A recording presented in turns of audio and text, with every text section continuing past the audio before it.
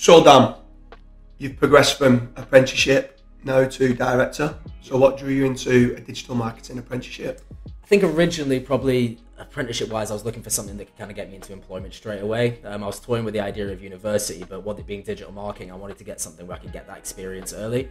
So I had a little think on it and kind of thought what would be the right path for me, and found kind of the apprenticeship scheme to be handy. Obviously, it's important that the provider of the actual apprenticeship does support you in that role as well.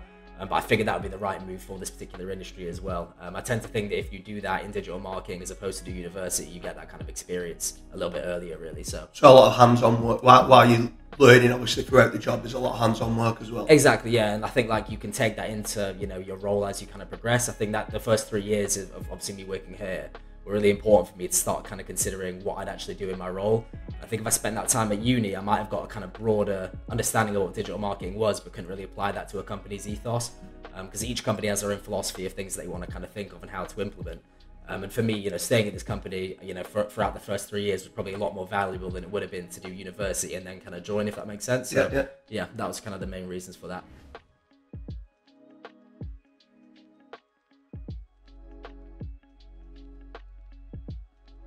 So how have you found the journey from apprenticeship to director? I've really enjoyed it. It's obviously not come without its challenges, as any kind of journey or any career does. There's been times where it's been a little bit difficult in terms of developing with the company, maybe personally or as the company's developed. But over time, as I've kind of stayed here and learned the trade, and obviously the company's developed, it's all been really, really great.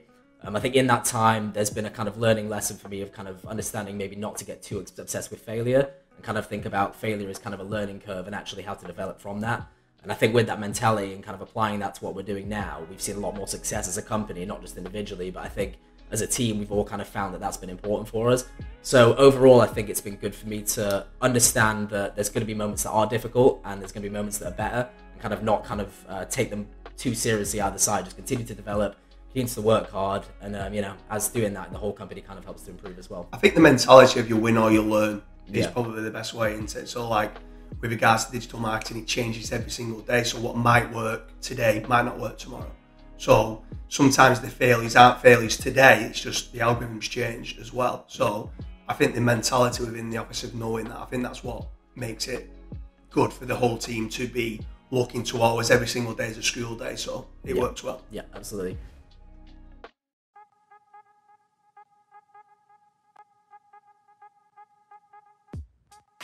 So Dan, how important do you think your employer has been in your own personal development? Yeah, I think that's massive. I think like, especially with any kind of apprenticeship, but particularly with digital marketing, I think having an employer that's willing to train their employees and actually help them to develop within the company is really great. I was fortunate enough to come into a growing company, so a company that's actually looking to improve and grow as kind of I was looking to do the same thing. So the marriage was kind of there at the start. And as the company started to understand more about digital marketing, I did as well. So I felt like I could implement certain things and the company was teaching me certain things. But obviously from a managerial point of view, it's important to have a manager that actually really cared. I think there's a lot of times where people start apprenticeships and they have managers that are kind of selfish or doing it for their own reasons and not really thinking about either the long-term growth of the company, but probably more importantly, the long-term growth of the actual person in the role. So I think both of those things for me were really imperative. And I think really important for anyone looking for an apprenticeship really is to make sure that there's a good marriage between you and what the company actually want as well. I think the important part to that as well is that as you're evolving the processes and the systems as well. Yeah. So it's good from an employer's point of view to have someone who's evolving and developing every single day, because SOPs are an evolving SOP. So every single day, like you said, as the algorithms start to change, you need to develop the SOP. So as you're training and developing, the systems are always training and developing as well. So I think it works from both sides. I think that's a great kind of relationship of how it does. Lots of me even to this day. I mean, I still see myself as an apprentice in the trade because things are changing all the time. So I think it's great that the mentality is there from one. The team are always looking to train each other up, but also then the people who are starting out are looking to train, but also the managers are looking to train as well. Yeah, I think it's that willingness to learn and willingness to change systems and not be too kind of emotionally invested in the things that may go wrong or may not have worked as you wanted them to do.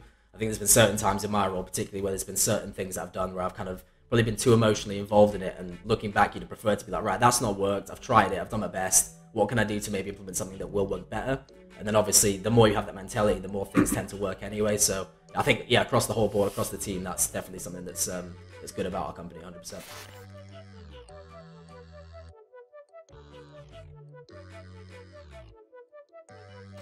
So Dan, what have you enjoyed about the journey to being a director? I think the thing, honestly, that I've enjoyed the most is just being able to kind of create professional and personal relationships with the people that I work with. I'm lucky enough to be in a team where everyone kind of strives for the same goal. And whilst it's kind of professional, everyone always gets on and kind of is there to support each other, which is really nice.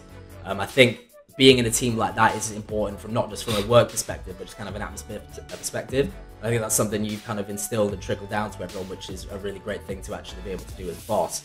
And then something that I've kind of been motivated by and wanted to kind of do more of as part of the team as well. And I think the more we can all kind of come to that goal of being collectively together is a really good thing for any business. So I'd say honestly over the 8 years or so I've been here, that's definitely been the main thing for me. And then obviously seeing the improvements that we've all made together as a team is really rewarding for myself. So yeah. I think what I like the most about what you said then is you kept mentioning team, and it is a team effort. Yeah.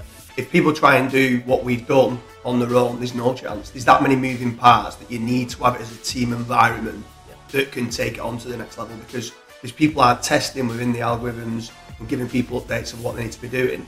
The people that are at the front line doing the work won't have the latest kind of checks in place of what they need to do. Yeah. Plus obviously there's so many moving parts. Who might be good at writing content, might not be good analytically at doing backlinks and stuff like that. So I love the fact that you keep saying it's a team effort, because it is. SEO is a team effort. Yep.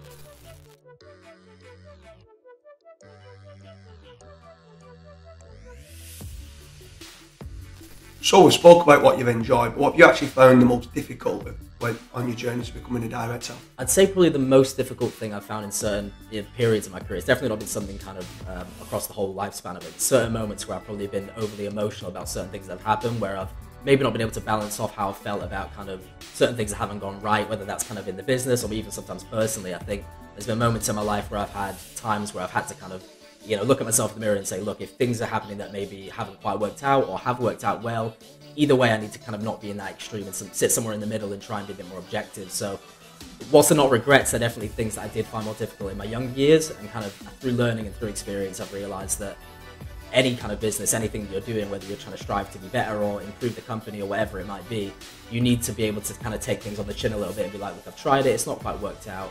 It's obviously similar to what I alluded to earlier, but more so kind of maybe being a little bit less emotional in certain moments and kind of being a bit more objective about certain things. Yeah, I mean, on that is when you are creating the SOPs, for example, when you've gone and create an in-depth SOP that's worked for so long, and then we pretty much scrap it, and you're like, that's took me months and months to make that SOP, and it's like, it doesn't work any longer. And you're like, you become emotionally attached to that, and it's hard to let go at times, and sometimes you have to let go as it's moving. So I can understand some of the frustrations that me and you've spoke about over the years, and sometimes you're like, no, it works, and I'm like, no, it did. Now it's moved on. And that's where the testing team comes in and says, look, we've got to cull it, and it is difficult at times. Yeah, definitely, yeah. But I think even with that kind of being able to see that something hasn't worked out as you would have wanted to, and be like, okay, and almost like you said, almost detach yourself from it to an extent and be like, how can I build a better version of what I've already been trying to do? Yeah. That's the approach that will kind of get to where your original goal was anyway. Yeah. You can very easily lose a goal if you get too, focused on it's like, a poker player is knowing when to hold and knowing when to fold. Yeah. Yeah. And there's times where you might have a good hand that you're playing, but if it's not the right hand and you're saying someone's got better, you need to know when to fold. And it's important to say, this is not working, and then to move on from there. So definitely.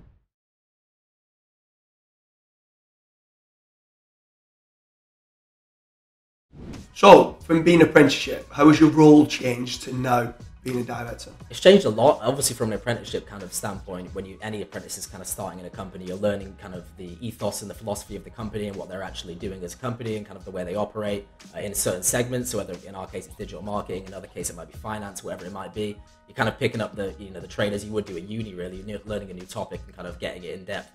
I'd say once you come out of the apprenticeship, at least for me, you should really have a good understanding of what the company is and what they do, as long as they've trained you well. So that's kind of when you're finding your feet. I think for me personally, I had kind of a lot of experience doing off-page stuff. And like we just spoke about in the last question, kind of there were certain things with that weren't quite working out. And as the company was developing and building, kind of, there was elements of things that were happening that weren't quite working the way we wanted it to, sorry. And then as kind of that developed, my role changed and the company changed, and it all kind of came into place. So I think with that, and being any apprentice, if you're looking to stay on at a company for a while, you have to realize there's going to be periods of time where things are kind of a little bit more difficult than others, especially as the company is growing. And when you're working to kind of develop that, you kind of land in your own role. And now, obviously, I do a lot more kind of content-based stuff. I do help with the promotional videos, like progressive optimization. So, and also training and managing staff in that kind of pocket as well. So that's been the development that I've found really is once I've found my comfort zone in many ways, it's something that I know I'm really good at and that helps the company. It's kind of how can I implement that and, you know, help other people to understand it at the same level. And obviously everyone wins then as part of it.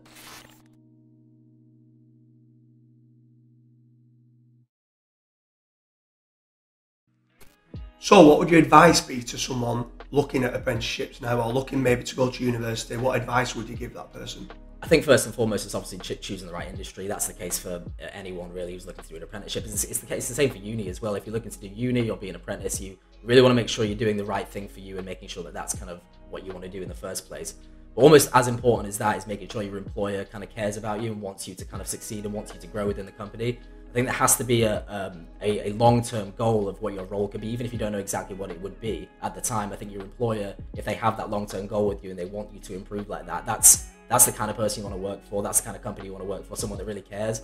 And then understanding that you have to put in the same level of effort yourself. It can't be a one-way street where the company's giving you everything and you're not even attempting to, you know, push it forward. If you have that kind of love and care from a company, you need to show it back and show you're ambitious and try your best to learn and be willing to fail. And it's definitely a two-way street in that sense. But so on that, on the question of, let's say, for digital marketing as an example, yeah. Is there a reason why you would probably go to the apprenticeship route in digital marketing than university? Yeah, definitely. I think it's one of those roles, and there's probably not many that are like this, but it's one of those roles where it's so much better to just get on the job and start learning it.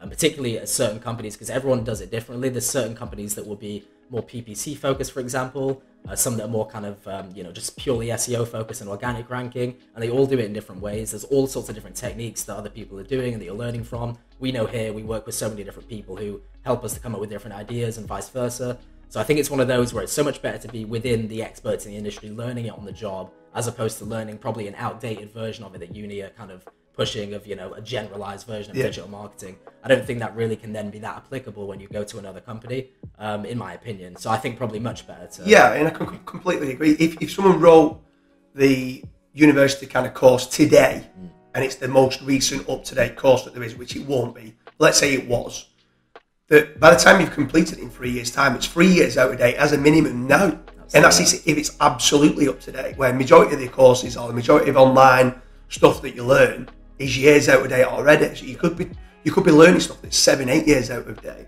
So in digital apprenticeships, I genuinely feel, like you said, you learn on the job. Every single week we're adapting SOPs.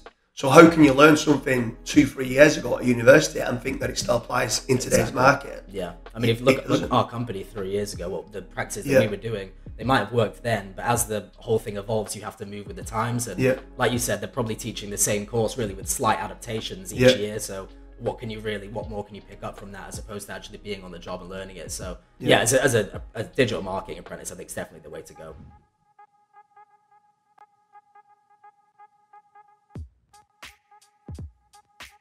So Dan, how important has working within a team been for your growth, would you say? For me personally, massive. I think the thing with kind of the team connotation is it can be quite generalized. I think you have to work in the right team. That's the most important part, as opposed to just a team. I think working in a team where everyone's kind of coming together, there's not any egos, everyone wants to help each other out on their own projects and their own things. That's the kind of team that obviously we work in here, and the one that kind of I'd want to work in anyway.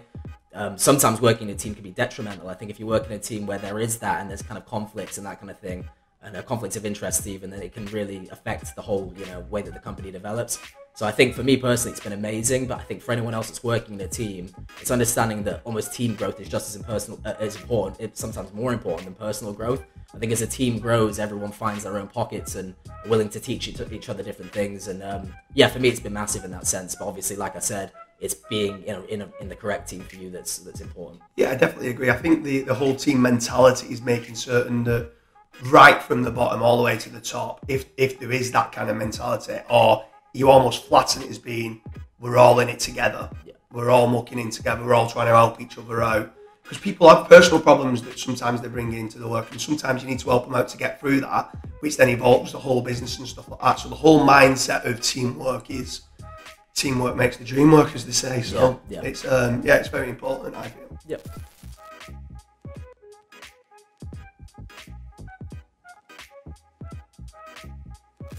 So along the journey, what not new challenges now are you bringing to the table with regards to the directorship? I think probably now my biggest challenge, or at least something that's kind of newer to me, is kind of making sure that the systems and processes that I actually am implementing are kind of as clear as possible for other staff. Obviously, as we're kind of expanding as a company, we're bringing in new staff. It's really important that their systems are clearer than mine, for example. And not saying mine weren't clear, but if you can keep improving that along the way and then they teach people in a clearer way, then everything just kind of grows in that manner. I think having new staff that have joined with us, kind of being exposed to brand new things and quite a heavy topic really of digital marketing, where there's a lot that we're doing. It's important that that's simplified as much as possible, and that the systems are very kind of step by step, so they can work through everything. It's all really clear, and that there's no real gaps in kind of what we're doing, and everything's kind of watertight really. That's probably the biggest thing for me in terms of a challenge, because I think a lot of the stuff that I'm doing personally is building to kind of get to that level, and then once you're actually putting that out to other staff, it's making sure that you're happy enough with how clear the processes are for them to implement. Yeah, definitely. I mean, it's the whole E-Myth revisited type of model of being system dependent instead of people dependent. So probably is the most important part of a business. You almost make it franchisable. So as you're building one site and you're going to the next site, you've got them systems in place. You know, from buying the domain to hosting the domain to the building of the site, or if it's an existing site, doing the technical SEO side of things, doing the content briefs, doing the content, the internal linking, the backlinks, everything all around the images, the videos, social media, every single part of it. We've got a system in place to know how to make it the best it can be in the lowest amount of time as well, because time obviously costs money for the business. So the systems are the most important part. So it struggles for everyone in making certain we're refining those systems as much as we can. Yeah.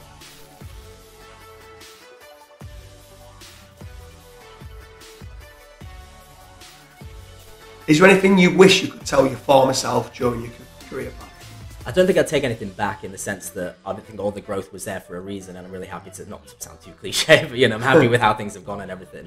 But in terms of what I would probably do to kind of tell myself something that would probably improve kind of my growth and stuff, would probably be to, not kind of ride the highs and lows too high. So if something does work, not think I'm on top of the world with it, and if something doesn't, think I've wasted all this time, I'm useless, etc. And kind of understand that process more. I think being quite an emotional person, it was being able to balance that out and almost make myself more objective and still kind of be in touch with my emotions in work anyway, in terms of the work that I'm doing and kind of what kind of impact that does have.